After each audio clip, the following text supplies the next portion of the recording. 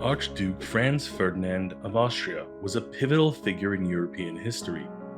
Born on December 18, 1863, Franz Ferdinand was the heir presumptive to the austro-hungarian throne. His marriage to Sophie, Duchess of Hohenberg, was a significant departure from royal norms, as it was morganatic, meaning Sophie was not given the same status as Franz Ferdinand. Despite this, the couple's influence on the political landscape was considerable. Franz Ferdinand was known for his complex and sometimes controversial views on the political structure of the Austro-Hungarian Empire, particularly his ideas of decentralizing power to address rising nationalist tensions within the empire. His assassination in Sarajevo on June 28, 1914, by Gavrilo Princip, a Bosnian Serb nationalist, set off a chain of events that led to the mobilization of Europe's major powers and the eventual eruption of a global conflict that would reshape the continent and the world. It's June 28, 1914, 8 a.m. Franz Ferdinand and Sophie, accompanied by their entourage, leave their residence in the city of Innsbruck and travel to Sarajevo. Their visit was part of a planned official tour. At 10 a.m., the couple arrives in Sarajevo. The city is alive with preparation for their visit, and there's a considerable amount of excitement and tension among both the local population and the visiting dignitaries. Franz Ferdinand and Sophie begin their tour, visiting various official functions and public events. Security is tight, but the atmosphere is one of celebration mixed with underlying tension. Only an hour later at 11 a.m., the first assassination attempt took place. A conspirator named Nedeljko Kabrinovic throws a grenade at the couple's motorcade. The grenade misses, hitting a nearby car and injuring several people. Franz Ferdinand and Sophie are unharmed but shaken by the incident. After the failed assassination attempt, the couple decides to change their plans. They decide to visit the wounded from the grenade attack in the hospital to show their concern and solidarity with those affected. It is now noon. Franz Ferdinand and Sophie, accompanied by their driver, take an impromptu detour through Sarajevo to reach the hospital. Their revised route takes them along a route that was not adequately planned or secured.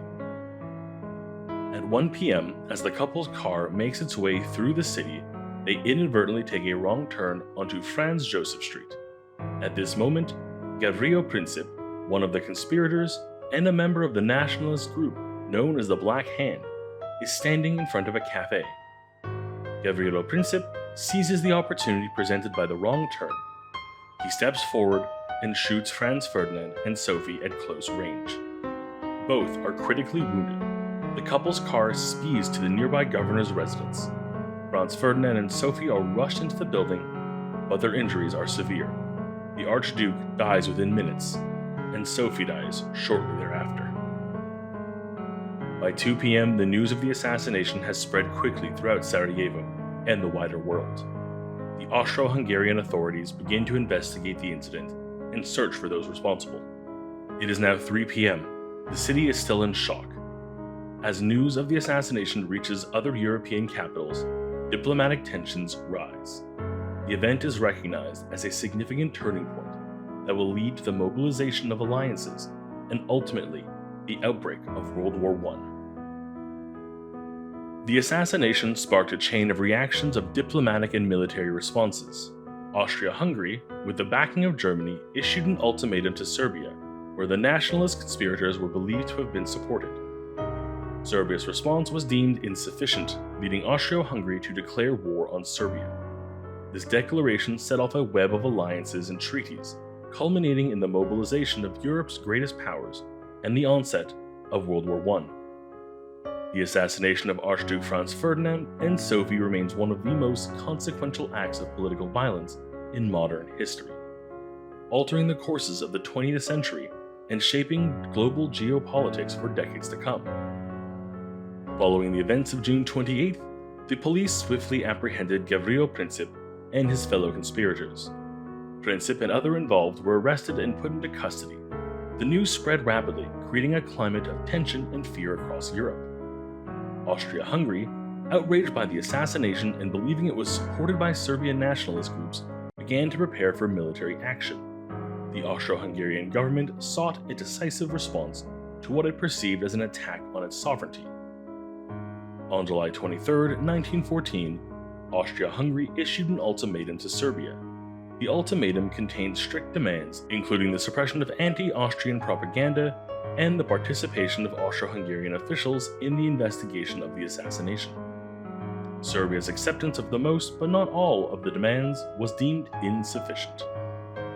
Austria-Hungary declared war on Serbia on July 28, 1914. This declaration set off a series of mobilizations and alliances. Russia, a Slavic ally of Serbia, began to mobilize its forces in defense of Serbia. The mobilization of Russia led Germany to declare war on Russia on August 1, 1914. Germany also declared war on Russia's ally, France, on August 3rd. As Germany advanced through Belgium to reach France, Britain declared war on Germany on August 4th, due to Germany's violation of Belgian neutrality. This conflict quickly expanded beyond Europe. The Allied powers, initially including Britain, France, and Russia, eventually were joined by Italy in 1915, and later the United States in 1917. The Central Powers, led by Germany, Austria-Hungary, and later the Ottoman Empire and Bulgaria, faced opposition from these allied nations. The conflict grew into a global war involving multiple theaters and numerous countries. The war was characterized by trench warfare on the Western Front, significant battles on the Eastern Front, and conflicts in other regions such as the Middle East and Africa. The war had profound effects on global politics, economics, and societies. It led to the downfall of empires, Austro-Hungarian, Ottoman, Russian, and German, the redrawing of national borders, and significant political changes in many countries. The Treaty of Versailles, signed in 1919, formally ended the war, but imposed heavy reparations on Germany, contributing to future political instability.